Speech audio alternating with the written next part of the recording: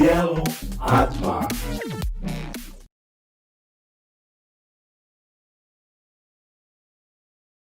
Bu Yudi, kok sibuk sendiri? Ngapain tuh, Bu? Lucu ini tuh. Biasalah Facebook kan, ya kan, ketemu teman-teman lewat Facebook kan. Ada foto-foto lama waktu kami masih SMA, waktu masih pertama-tama kerja gitu. Jadi inget apa namanya, kisah cinta gitu, ada lagunya kan, lagu atau film ya, kisah cinta di SMA ya. Itu kalau cerita tentang cinta di SMA itu memang menarik sekali. Ada, inget loh aku jadian sama ini nih, ini namanya siapa toh lupa. Tuh aku seneng banget sama si itu. Itu aja lah, nggak inget aku namanya. Seneng banget, udah deket kemana-mana. Ternyata dia seneng sama yang lain gitu. Jadi sakit hati, tapi selain sakit hati itu mikir gitu, apa sih, kenapa sih aku kok bisa? Iya, kok bisa seneng sama yang lain. Begitu kulihat yang lain itu, alah ya ampun kecil dibanding aku. Iya, toh. Gitu ya? Iya, heran aku jadi apa gitu ya. Halo Bu Yudi, Pak Boy, kayaknya kok seru banget ini cerita soal apa sih? Boleh nimbrung ya? Loh, Bu. Boleh. Ini cinta itu loh, orang kok jatuh cinta itu kayaknya susah-susah gampang gitu, nemu cinta bisa cocok itu susah. Luar gitu biasa pembicaraannya, menyenangkan ya soal cinta. Seru ini. Atau memang Bu Yudi dengan Pak Boy ada kisah cinta gitu Udah enggak ya gitu ya. Nggak ngerti aku, tapi kayaknya Pak Boy menyimpan cinta mungkin ya. Menyimpan ya, simpan terus ya. Disimpan di sana. Oke. Jadi cerita soal cinta tuh memang menarik sekali ya. Oke. Hari ini kita akan membahas tentang cinta. Cuma kalau biasanya kita membahas cinta itu dengan pendekatan psikologis, sekarang kita akan melihatnya dari sisi bidang biologi dan dari bidang komunikasi. Pasti bingung juga ya gimana membahasnya dari dua sisi yang sangat berbeda ini. Kita akan mulai dari Pak Boy dulu ya. Pak Boy, ada orang menyatakan bahwa cinta itu terkait dengan masalah hormon. Ada benci, ada cinta, itu kok ternyata tipis sekali. Nah, secara hormonal atau kalau bisa dijelaskan dari sisi biologi itu seperti apa? Betul, baik, betul sekali itu Bu Ika. Jadi memang menurut penelitian para ahli itu ternyata cinta itu berkaitan dengan hormon. Tadi apa ya disebutkan orang bilang kalau chemistry-nya nggak cocok, kasus Bu Yudi tadi kan, iya kan, ternyata Bu Yudi sudah merasa aduh ini pilihan yang pas ini, tapi kok si pasangan yang diincar Bu Yudi tadi kok jatuh cintanya ke yang lain. Itu berarti hormonnya nggak cocok atau gimana? Itu tidak ketemu chemistry-nya, hormonnya tidak cocok begitu, jadi memang tidak nyambung akhirnya. Sehingga Bu Yudi tadi bertepuk sebelah tangan gitu kan akhirnya ya. Gini ya. Nah, nggak begitu. ketemu. Padahal kan mestinya Aunya begitu. Gitu. Bunyinya seru sekali kalau seru ketemu. Sekali kalau ketemu ya, bisa berkali-kali. Itu kalau di dalam tubuh hormon itu yang membuat orang kemudian jadi tertarik itu ada nggak penjelasan secara biologi? Iya, ada pasti. Nah, hormon itu kan diproduksi oleh otak ya. Jadi hormon-hormon yang tadi kaitannya dengan cinta itu sebetulnya diproduksi oleh otak. Jadi memang bisa diperkirakan ya. Zaman sekarang itu cinta itu bisa diduga gitu, bisa diperkirakan. Ya, karena dari otak kita memproduksi ada beberapa macam hormon yang contoh-contohnya disebut itu adalah ada dopamin, serotonin, gitu, oksitosin. Nah, 3 jenis hormon ini yang berpengaruh tadi terhadap cinta itu munculnya. Gitu. Jadi kalau ada istilah cinta itu tak bisa dilogika, nggak bener ya? Karena semua ternyata justru dari... Ternyata bisa sekarang. Gitu. Bahkan bisa diperkirakan, misalnya jodoh, ya gimana ya, jodoh mungkin ya. Jodoh Anda siapa bisa diperkirakan. Kalau chemistry-nya tadi ketemu. Chemistry-nya ketemu. Itu dari sisi biologi, ada hormon-hormon dengan jenis-jenis. Bahasanya susah deh gitu ya dari bahasanya. Padahal gampang sebetulnya. Bahasanya sebetulnya gampang. Karena ada di dalam tubuh kita gitu. Nah, itu kalau dari sisi biologi. Kalau dari sisi komunikasi, ini nyambungnya di mana ini? Kalau tadi hormonal, betulkah hormonal atau itu bisa dibangun Iya, gitu? sebentar. Mestinya bukan hanya persoalan hormon ya. Ya karena aku orang komunikasi melihat. Gini kan kita itu setiap manusia itu kan pasti punya hormon itu, Oh, iya kan? ada. Lah, iya kan? Artinya kalau semua punya kan sebetulnya aku bisa jatuh cinta sama Pak Boy. Bisa. Pak Boy punya. Iya kok, Hormon tapi itu. kok enggak gitu misalnya. Kok aku lebih berarti hormonnya harus ada kesesuaian antar hormon atau bagaimana betul. gitu. Jadi meskipun tadi disebut hormonnya tadi sama, ada dopamin, ada serotonin, ada oksitosin. Nah, tapi ada juga kecocokan itu. Ada yang namanya histocompatibility. Itu istilahnya sulit lagi nanti. Iya. Tadi cuma satu kata, sekarang jadi Tambah lagi. histocompatibility. Nah, Betul. oke. Ya, nah Termasuk contohnya lainnya itu yang menarik kan sampai bau keringat gitu. Bu. Jadi Wah, ternyata bau itu keringat itu bisa membuat jatuh cinta. Luar menunjukkan biasa. kecocokan. Coba saya antar cium keringat dulu. gitu maksudnya Iya, keringat. Oh ada gitu. zipi itu. Makanya Oh, betul. Jadi kalau kita bicara tentang kecocokan itu kalau ditinjau dari aspek komunikasi khususnya komunikasi interpersonal ya, bagaimana berkomunikasi membangun relasi interpersonal kan dibutuhkan beberapa hal. Salah satunya itu adalah similarity gitu. Ya, itu Kesamaan barangkali ya, gitu. Jadi dari bahasa. iya, jadi sama hobinya, sama apapun semakin sama atau kita menyebutnya sebagai homopili gitu ya, semakin sama itu semakin ngeblend. iya, Gitu ya? semakin sebetulnya nggak langsung kemudian memunculkan cinta, enggak, tapi semakin mudah orang kemudian berkomunikasi, komunikasinya menjadi lebih nyaman, lebih santai. Nah, dengan komunikasi yang nyaman itu kemudian menimbulkan sebetulnya juga tidak langsung ke cinta sih, menimbulkan daya tarik. Daya tarik dulu ya pertama. Oke. Kok menarik sekali orang itu diajak, istilahnya kita itu nyambung gitu. Jadi hampir mirip lah ya tadi histocompatibility kalau dari perspektif komunikasi itu similaritas. Ya, oke. Sama. Jadi meski bidang ini berjauhan gitu ya, tapi ternyata ada aspek-aspek di sisi-sisi yang ternyata kurang lebih sama berbicara soal cinta. Tapi tadi dikatakan bahwa cinta itu similarity, ada kesamaan. Bagaimana kalau ada istilah bahwa cinta itu melengkapi, justru makin berbeda makin melengkapi. Itu bisa dijelaskan juga dari sisi biologi nggak? Kalau orang beda tapi dia bisa ngeblend, padahal beda nih gitu. Maksudnya bedanya? Bedanya itu yang satu hobinya sport, yang satu lebih kalem gitu. Tapi kok musik bisa? Gitu, iya. Baik, ya tadi kembali asal chemistry-nya itu cocok, nyambung, ya kan, maka bisa saling melengkapi tadi. Ya. Kalau dari komunikasi gimana, Bu? Jadi similarity itu, ya makanya kalau kita hanya bicara similarity, guyonannya kan kalau begitu pembantu ketemu pembantu, tukang ketemu tukang, ya jelek ketemu jelek gitu kan. Bahkan jujur kecenderungannya itu misalnya pembantu berharap dapat majikannya, ya toh. Kemudian perawat dapat dokter. Mahasiswa dapat dosen kan gitu. Nah. Kasihan mahasiswanya kalau saya dosennya udah ketuaan. Iya, saya nggak dapat mahasiswa ya. Teorinya tuh bilang begini, jadi similar betul, yang melengkapi betul, tapi berbeda itu artinya ketika saya mengharapkan sesuatu, misalnya mengharapkan sesuatu yang saya tidak punya. Jadi misalnya saya itu hidungnya pesek gitu kan. Kemudian saya berharap punya hidung mancung. Nah, hidung mancung itu dimiliki oleh orang lain. Nah, orang yang punya hidung mancung itu menjadi daya tarik bagi saya. Gitu ya. Jadi tidak semua perbedaan itu menciptakan daya tarik gitu, tapi ketika perbedaan itu, yaitu yang berbeda itu adalah sesuatu yang kita harapkan karena kita tidak punya. Oke. Gitu. Iya. Menarik sekali itu ya. Baik, kalau kita bicara soal cinta, itu tadi juga dikatakan bahwa kadang-kadang perbedaan antara cinta dan benci itu tipis. Ada loh orang yang benci, tiba-tiba jadi cinta. Atau ada juga yang sebaliknya. cinta banget, karena ada satu masalah jadi benci.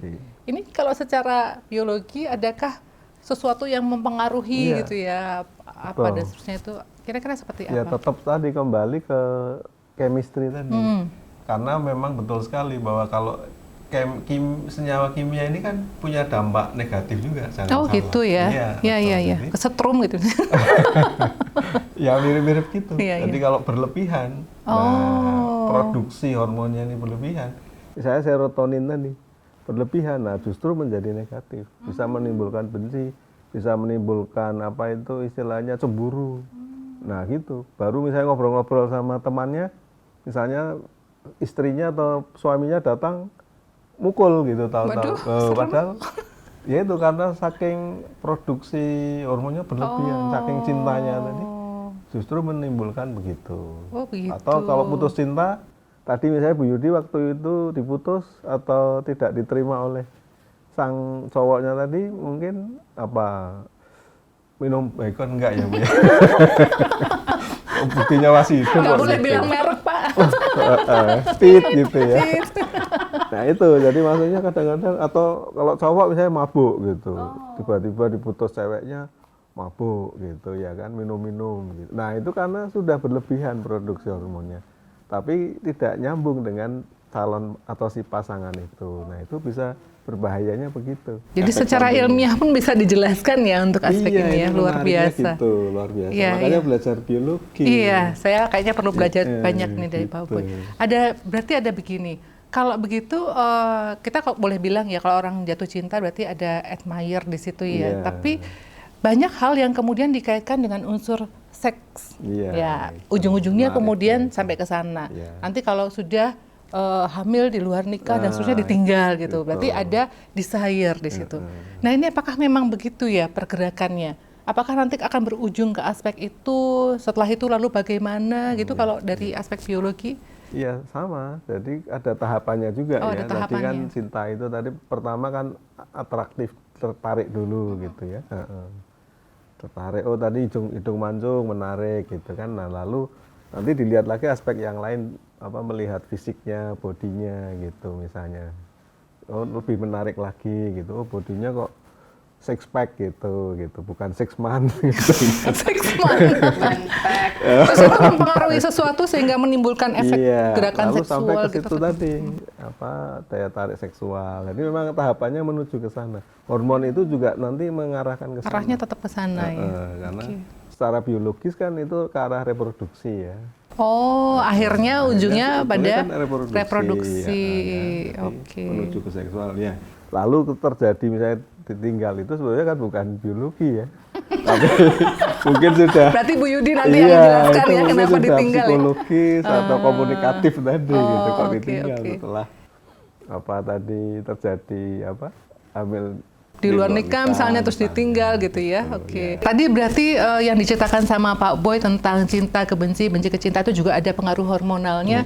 Itu menarik juga mungkin dikupas dari sisi komunikasi. Kenapa itu bisa terjadi Bu Yudi? Iya, jadi kalau kita bicara tentang cinta, ini cinta kan definisinya macam-macam nih, ya kan? Dari sisi psikologi ada, dari sisi biologi ada, dari sisi kesehatan juga ada gitu.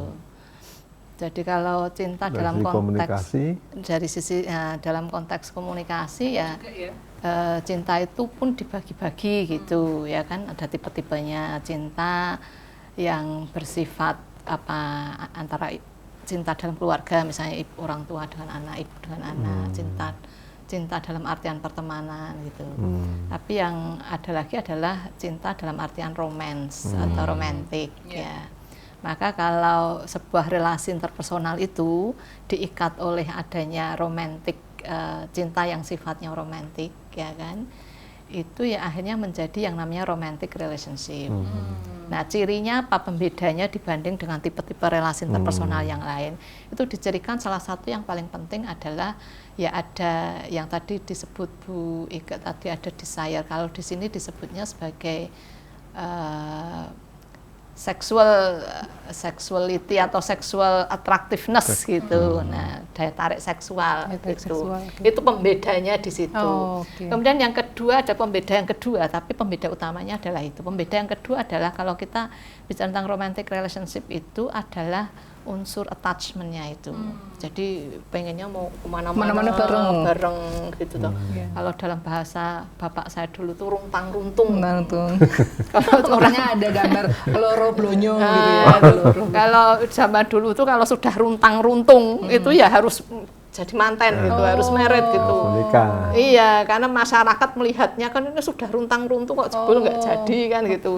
Itu aib kalau zaman dulu. Sekarang kan sudah biasa kan remaja sekarang mana-mana runtang-runtung terus nggak jadian, ternyata ya nggak masalah kalau zaman sekarang. Nah itu namanya attachment. Maka soal apa perkembangan relasi itu seperti sebuah lapisan bawang, yaitu kata teori penetrasi sosial. Jadi untuk masuk ke wilayah intimasi tadi, intimasi itu kalau romantic relationship itu ditandai dengan sexual attractiveness tadi itu harus melepaskan satu lapis demi lapis gitu. Lapis terluar dulu itu pertukaran informasi yang sifatnya publik ya. Orang tertarik dulu nih ya kan, kamu dari mana? Oh dari Jogja. Oh sama gitu ya. Saya juga Jogja. Gitu ya. Saya dari Semarang loh. Biar sama gitu loh.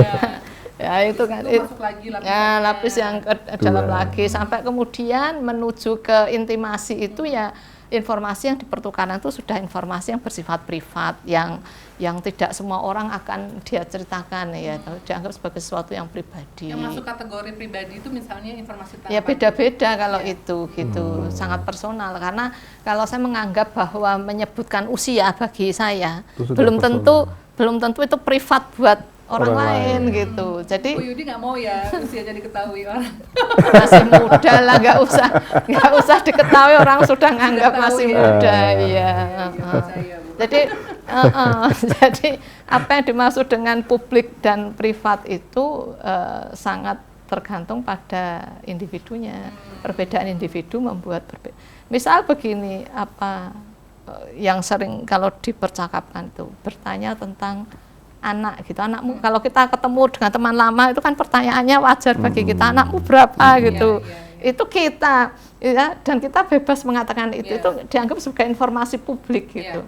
Tapi kalau orang ketemu orang barat, budaya barat itu bicara tentang anak itu it's my privacy gitu, it's not your bukan iya yang ngapain kamu nanya tentang anakku berapa ya kan. Nah itu jadi yang dianggap privat dan publik itu berbeda-beda antar bangsa, berbeda bahkan jenis kelamin berbeda, usia juga berbeda gitu.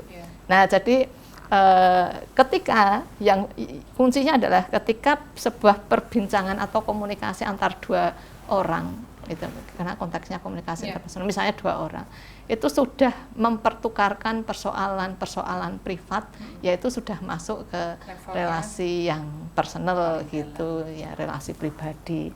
Dan ketika sudah dilekatkan dengan unsur apa tadi itu sexual attractiveness atau seksualitas, itu berarti sudah masuk ke romantic relationship. Nah yang seperti itu, jadi ada perkembangannya kan. Nah perkembangan itu tidak kemudian berhenti sampai di intimasi gitu, tapi bisa turun, bisa ditarik lagi, mengalami penurunan gitu.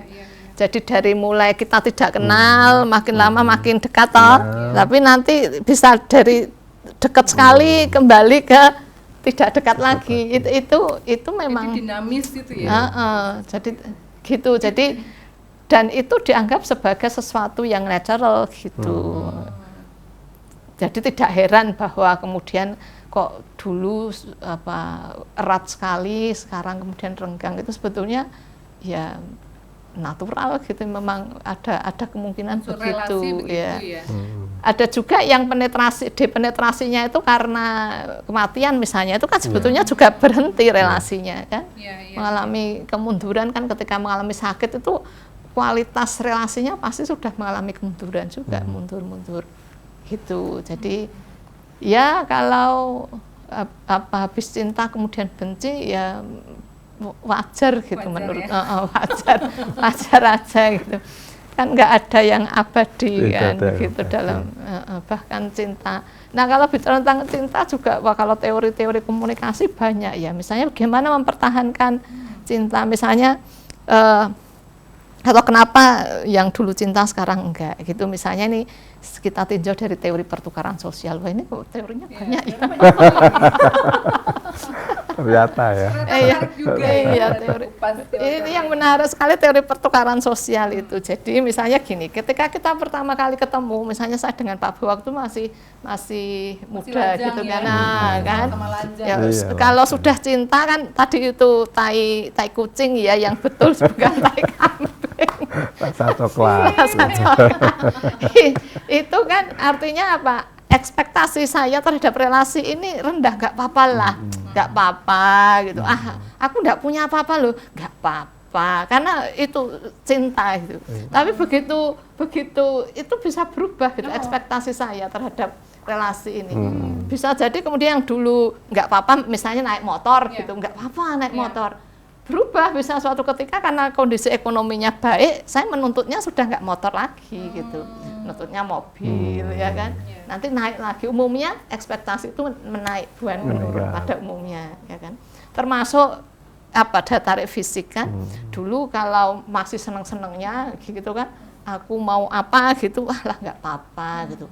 Tapi begitu berubah kan bisa berubah itu ekspektasi terhadap relasi itu bisa berubah. Itu ya oleh karena itu ya kan, untuk bisa relasi itu bertahan gitu ya harus dievaluasi gitu. Oh, bahkan relasi pun harus dievaluasi ya. Kamu mengharapkan apa sekarang gitu. Misalnya istri ini yang dulu bisa terima rumah di perumahan Condong Catur gitu. Oh, nyebut merek nih. Gitu ya. Begitu sudah bertahun-tahun ya sudah ekonominya banyak, minta pindah di perumahan Candi Gebang. Berarti Candi Gebang lebih tinggi dari Condong Catur. Nah, itu harus dievaluasi gitu. Jadi tahu Pak bahwa karena harapan seseorang terhadap relasi itu berubah gitu. Jadi harus mengikuti itu. Iya. Tapi tidak mudah ya melakukan evaluasi itu. Tapi menarik juga kalau tadi ternyata ada proses sudah sampai pada sesuatu yang menurut saya relasi itu sudah sangat intim tiba-tiba kemudian menurun. Apakah itu juga yang memungkinkan kemudian, nah ini kalau orang berelasi adanya pihak lain nih yang masuk gitu. Ini kalau dari sisi biologi dulu nih, ada nggak sih apa tadi secara hormonal yang juga orang itu tidak hanya tertarik pada satu rangsangan hormonal, tapi juga rangsangan hormonal dari yang lain-lain itu akan sangat mempengaruhi, atau seperti apa mungkin penjelasan secara biologi? Kalau dari biologi sebenarnya sih tidak ada, maksudnya kalau ada pihak ketiga, nah pasti ada faktor lain ya, bukan faktor apa tadi hormonal tadi. Oh, gitu. Bukan karena secara hormonal itu kita akan lebih mudah memang terangsang terhadap sesuatu atau respon yang membuat hormonal kita menjadi kemudian kalau orang bilang terus adrenalinnya gitu kan atau apanya ya itu. Memang bisa betul, artinya bisa bisa dimanipulasi ya. Oh, bisa dimanipulasi ya. Tadi misalnya kan ketertarikan secara fisik misalnya. Misalnya tadi istrinya sudah menua gitu kan. Iya. Tadi kan soalnya dicontohkan pihak perempuan yang menua gitu. Yang seolah-olah bukan, yang seolah-olah jadi korban gitu kan. Nah, contohnya begitu. Ini kan banyak contoh kasus kan nyata ya. Misalnya akhirnya hubungan suami istri itu putus sehingga si suami atau karena si suami kemudian tertarik pada perempuan yang lebih muda misalnya. Nah, sebetulnya itu kan karena tadi bukan hormonalnya sudah tidak diproduksi, tapi karena ada faktor X tadi misalnya, kok istri saya tadi tidak menarik gitu. Padahal hormonnya kan masih ya. Cintanya tadi masih. Tapi karena ada faktor X tadi, saya kok melihat ada pemandangan lain. Jadi meskipun hormonalnya itu masih, kalau tadi dikatakan chemistry-nya masih oke gitu ya, saling relasinya masih baik, tapi memang menjadi mungkin bahwa ketika ada faktor lain di luar itu akan mempengaruhi relasi ini gitu ya. Iya, jadi memang ada faktor lain. Jadi misalnya ya saya kira inilah apa uniknya tadi ya, cinta untuk manusia tadi. Karena cinta atau efek hormonal terhadap misalnya hewan kan berbeda gitu kan. Efek hormonalnya berbeda. Cintanya hewan kepada pasangannya berbeda gitu. Dibanding tadi manusia yang memang lebih rumit tadi teorinya kan juga macam-macam teori tadi ya, secara komunikasi tadi kompleks sekali teorinya. Nah jadi memang kalau menurut saya ya memang cocok, artinya manusia ini memang menarik dipelajari gitu ya dari berbagai sisi, khususnya cintanya ini misalnya. Gitu. Iya. Enggak, tapi kalau kita misalnya nih kita punya hormonnya udah cocok. Kan bisa jadi kita menemukan orang yang lain juga chemistry-nya sama, cocok. Nah, makanya awalnya kan sebenarnya tidak ya kan. Tapi karena ada faktor yang membuat tadi saya akhirnya kepada si A ini akhirnya melemah gitu kan. Karena lebih mendekat ke si B gitu. Artinya sebetulnya di sekitar kita itu banyak orang yang sebetulnya chemistry kita sama gitu. Jadi nggak perlu khawatir kita jadi jomblo seumur hidup ya kan. Gitu. Ini hanya persoalan komunikasi aja kan, berani nggak mengekspresikan isi pikiran. Sebenarnya ada banyak gitu. Makanya kan ada konsep monogami, poligami, itu kan artinya bahwa chemistry itu bisa diperoleh di mana-mana. Tinggal kemudian persoalannya adalah pada, ini bagian dari relasi itu kan komitmen itu. Kita mau komit pada satu orang. Kalau sudah komit pada satu orang, maka hormon-hormon yang di luar sana itu yang menari-nari mengajak melambai-lambai mengajak kita itu abaikan kan gitu. Baru tahu saya hormon bisa melambai gini-gini gitu. Gitu ya. Oke. Tapi kalau dari sisi komunikasi, lantas ketika tadi komitmen ya, kita jaga walaupun ada yang melambai-lambai di luar sana. Adakah unsur komunikasi atau dalam bidang komunikasi yang membuat kita mampu untuk tetap memegang komitmen tadi gitu, atau mungkin tadi misalnya kita bisa menyatakan bahwa saya sudah tidak bisa lagi nih memegang komitmen ini, sehingga saya melepaskan komitmen ini dan kemudian bersama dengan yang lain. Itu dari sisi komunikasi ada nggak sih hal-hal yang ini bukan bicara soal moralitas atau agama ya. Iya. Jadi kalau moralitas kita bicara udah beda lagi. Ini bicara tentang komunikasi. Tadi saya bilang bahwa melanggar gitu. Itu udah bilang bahwa relasi itu bisa putus gitu, ya kan? Dan ketika misalnya begini, ada teori lagi nih, teori beda lagi. Artinya banyak ya teorinya. Iya, banyak. Jadi teori-teori komunikasi interpersonal itu umumnya yang saya pelajari atau dipelajari oleh mahasiswa, karena bukunya berasal dari Amerika gitu, jadi budaya Amerika yang diambil. Nah, teori-teori dari Amerika itu atau budaya-budaya Barat itu kan mengasumsikan manusia itu adalah makhluk yang rasional. Makhluk yang rasional itu pasti akan menghindari kerugian, menghindari penderitaan, yang dicari adalah keuntungan, kebahagiaan kan gitu. Jadi begitu bahkan dalam berelasi gitu. Dalam berelasi pun seperti halnya sebuah hitung-hitungan gitu. Saya berelasi itu mestinya saya akan mendapatkan sesuatu gitu yang lebih dari ketika saya sendiri.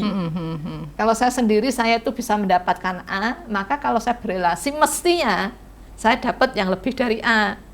Nah, ketika kemudian saya berelasi, yang saya dapatkan itu ternyata lebih rendah kalau saya sendiri, ya keputusan akhirnya adalah ya ngapain saya berelasi, mendingan saya sendiri, karena saya memperoleh lebih menjadi sendiri daripada berelasi. Itu kalau dari teori yang itu teori pertukaran sosial. Ada lagi teori yang namanya teori dialektika relasional. Jadi dalam berelasi itu memang selalu ada dialektik. Kita nggak bisa bebas dari dialektika. Dialektika itu ketegangan antara dua kutub itu yang bertentangan, tetapi tidak bisa meniadakan satu dengan yang lain. Itu ada semua gitu, pasti akan ada. Jadi ketika kita berelasi, kita itu harus siap berhadapan dengan dialektika itu. Gitu.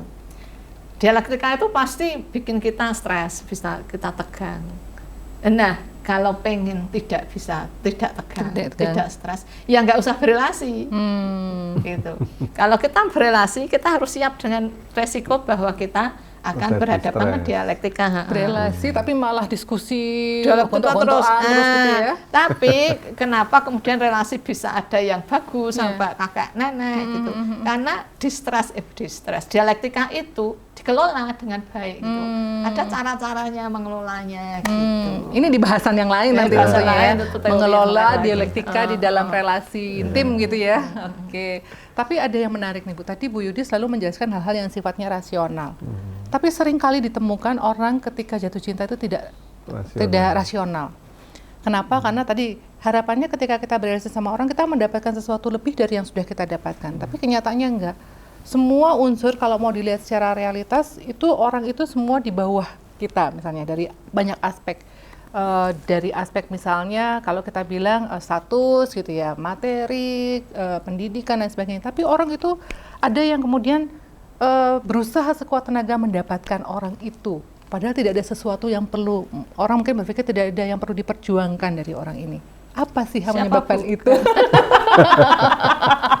Itu sama Bu. Tadi ada yang SMS saya sih gitu ya, terus saya mau sampaikan di sini. Ada gitu. yang WA tadi. Iya, yang WA tadi ke saya begitu. Itu kenapa itu bisa terjadi? Apakah dari sisi komunikasi ini misalnya nanti juga biologi mungkin bisa menjelaskan ya. Iya, Apa sih yang membuat orang kemudian kalau saya bilang kayak gini nih kondisinya tergila-gila. Love is blind gitu kan. Iya, betul. Nggak kelihatan kan, buta tuh kan, terus Betul, kita tidak iya, bisa melihat Andi. sisi-sisi yang lain yang mungkin orang pikir ada hal-hal rasional yang bisa kita pertimbangkan. Jadi ya tadi bahkan bisa orang berani nekat gitu ya. Gunungku Daki, lautku gunungku seberangi. seberangi, kebalik. Kebalik ya. Gunungku daki, lautku seberangi. Nah, seperti itu. Tapi Jadi tidak ada menunjukkan- hal rasional yang bisa kita perjuangkan dari Nah, orang itu jadi- pun iya, bagaimana itu? Betul, karena tadi produksi hormon itu menutupi hormon yang lain yang harusnya kita menggunakan rasio tadi. Nah, jadi tertekan yang. Jadi Ada lagi ada loh. hormon lain yang lebih dominan gitu ya? Iya, Oke. jadi Ada lagi hormon saya yang- pernah baca malah, dan itu lebih banyak terjadi pada perempuan katanya. Oh Waduh, iya? Iya, itu saya pernah katanya baca perempuan begitu. lagi. Jadi Perempuan lagi. perempuan lagi. Apakah itu konstruksi sosial, ya, atau menempatkan perempuan itu selalu dalam kondisi yang tidak nyaman, atau memang betul bahwa ada perbedaan hormon antara laki-laki perempuan dalam soal ini? Iya, Ya dari ada, aspek karena- biologi ada nggak sih iya, perbedaan karena- seperti itu, Pak? Ya, Sehingga karena ada perempuan seksualnya lebih berbeda. emosional yang lebih muncul Iya, gitu ya mungkin. Memang apakah betul. itu berbeda? Ya memang betul ada faktor itu gitu. Kalau susunan apa hormonalnya itu loh, kalau misalnya laki-laki jumlahnya sekian gitu, perempuan jumlahnya sekian, itu ada nggak sih secara apa yang bisa dijelaskan gitu? Iya, Ketika akhirnya jumlahnya lebih akhirnya banyak.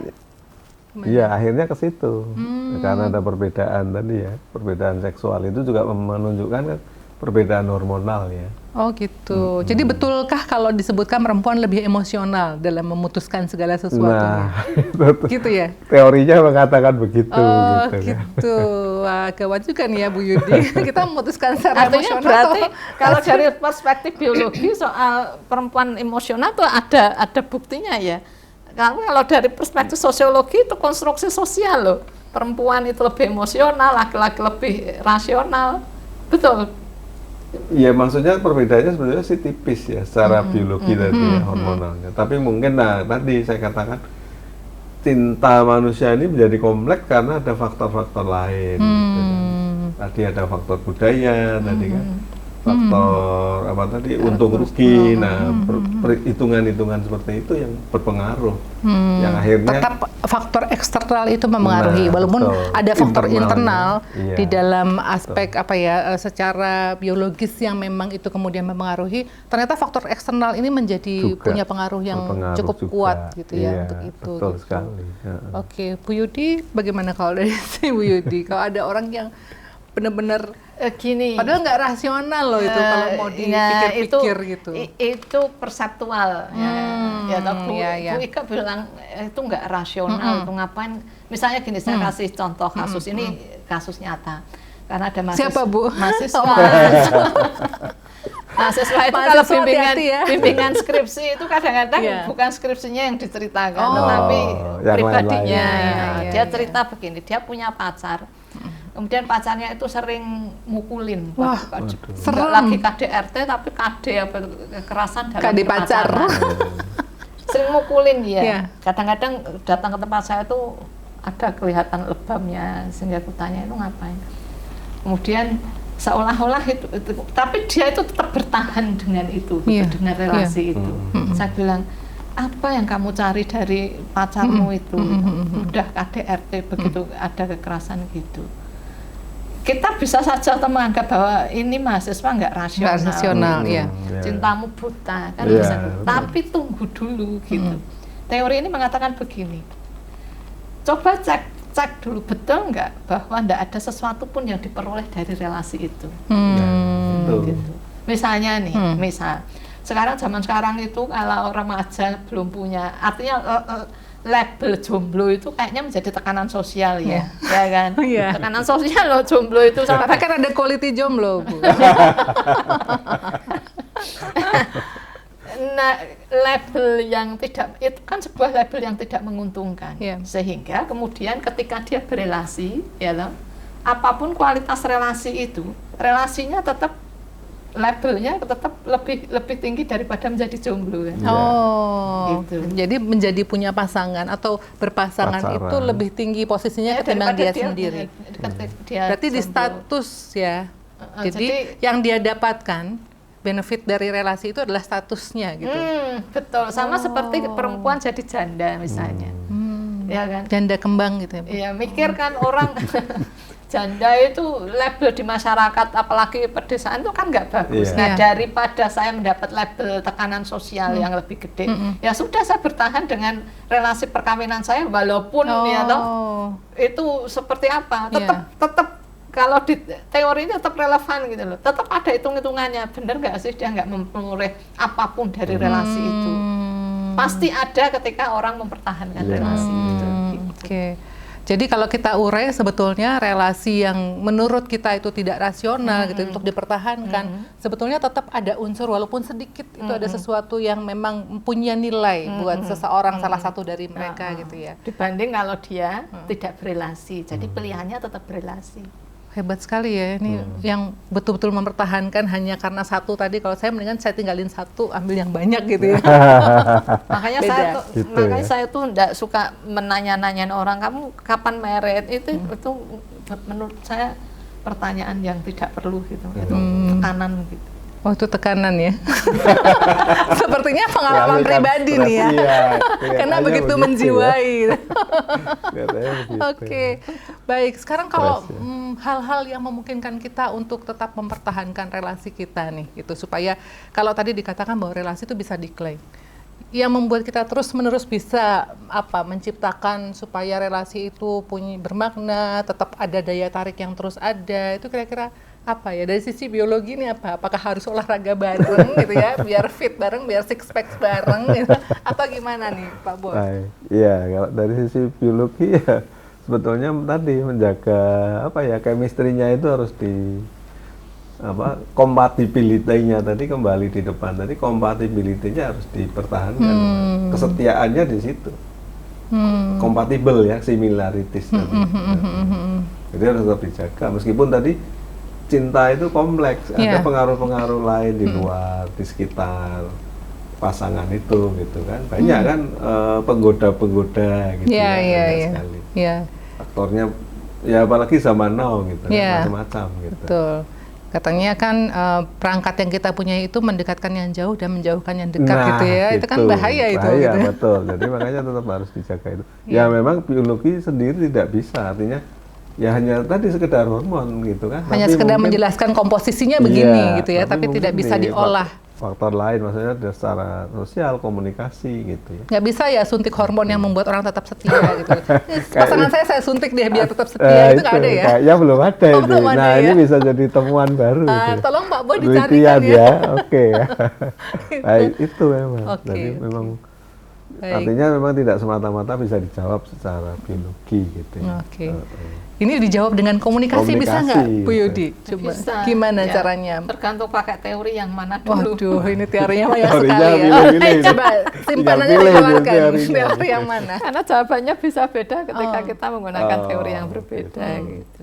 Yang pas saja lah gitu ya. Yang mudah buat kita. Ini kan buat pemirsa supaya bisa jadi tips gitu ya, supaya relasi tetap terjaga. Gimana? Kalau tadi kan ciri dari romantic relationship itu ciri utamanya kan pada sexuality ya kan, sexuality, daya tarik seksual, nggak cuma daya tarik fisik tapi juga daya tarik seksual. Ya mempertahankan itu, nah itu mestinya aspek biologi untuk mempertahankan daya tarik seksual itu. Tapi itu secara non normatif atau secara natural itu pasti akan mengalami penurunan. Ya, atau degeneratif masa.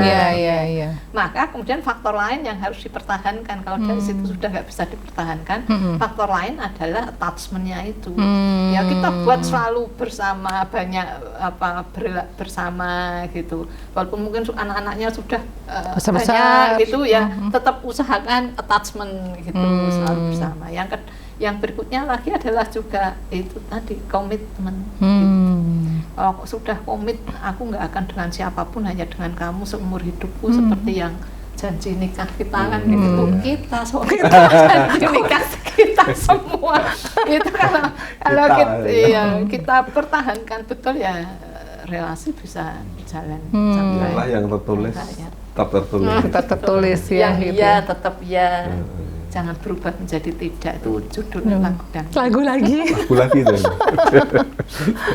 Ketemu lagu lagi. Tapi nggak mudah ya mewujudkan itu, karena sekarang kita temui banyak sekali orang dengan semua problematikanya gitu. Kalau kadang-kadang kalau saya mendengar, terutama di kalangan mereka yang ada di artis gitu misalnya, sangat sering kita mendengarkan usia yang sangat pendek untuk relasi perkawinan gitu. Itu kan luar biasa ternyata hal semacam ini. Dan kalau ini informasi tentang hal seperti ini terus-menerus diproduksi gitu, orang akhirnya menjadi sangat biasa bahwa yang namanya relasi itu pendek dan bubar ya sudah bubar gitu ya. Itu menjadi kurang bagus gitu ya di tengah masyarakat kita. Atau mungkin memang bagus, ini juga sebenarnya persepsi saya gitu. Kalau tempat lain mungkin biasa-biasa aja, bubar itu ya sudah gitu ya. Seperti itu gitu. Rasional nanti. Rasional. Oke, baik. Pak Boy mungkin bisa menjelaskan hal-hal yang terkait dengan unsur-unsur yang bisa kita ciptakan, misalnya secara biologis gitu ya, yang membuat kita menjadi punya terus-menerus bisa menciptakan desire kita sama pasangan kita. Itu apa sih? Apakah memang misalnya olah tubuh gitu ya, atau yang lainnya, atau dari makanan gitu, atau apapun yang secara biologis ya, artinya itu bisa kita bangun tanpa tadi pengaruh-pengaruh eksternal ya, yang di luar pengaruh eksternal tadi secara internal. Adakah yang itu bisa dilakukan? Iya, ya memang betul, paling tidak dari harus sehat ya, kesehatan. Sehat ya. Badan, fisik itu juga penting untuk mempertahankan tadinya. Karena bagaimanapun ya ketertarikan itu kan tetap pasti nanti ke fisik juga, meskipun nanti menua begitu ya. Tapi kalau sama-sama menua dan keduanya tetap sehat kan tetap relasinya baik. Ada nggak sih pengaruhnya orang vegetarian sama enggak? Maksudnya makan daging dan tidak makan daging dengan desire tadi, ada nggak sih? Iya, ini nanti bisa topik sendiri. Panjang lagi. Oh, ini judul lain lagi nanti jangan lupa ya, diikuti terus nih judul yang lain. Jawabannya bisa iya, bisa tidak juga bisa gitu bisa ya. Tidak. Itu di seri yang lain ya. Oke, baik. Terima kasih Pak Boy. Bu Yudi, mungkin terakhir apa yang membuat kita mungkin kiat ya, atau tips supaya kita tetap bisa memegang supaya cinta kita itu menjadi cinta yang setia gitu. Wow. Judul lagu lagi. Setia. Setia ya. Itu nama grup band itu. Oh gitu ya. Setia. Sebetulnya sudah saya sampaikan tadi ya, tetap sesuatu yang sifatnya akan menurun ya secara alamiah ya nggak bisa kita pertahankan dong. Tapi pasti ada faktor lain yang bisa dipertahankan gitu, yaitu attachment tadi, saling mengikat diri, kemudian juga komitmen. Oke. Baik, karena waktunya sudah habis, kita mungkin akan akhiri pembicaraan tentang cinta yang menarik ini, tapi jangan lupa untuk menunggu seri-seri berikutnya, karena tadi ya masih kita akan bicara tentang asupan makanan terkait dengan masalah menjaga cinta tadi, dan apalagi Bu Yudi tadi, tips-tips yang lain yang terkait dengan urusan cinta. Tapi hari ini kita sudahi sampai di sini, dan terima kasih atas perhatiannya. Sampai jumpa.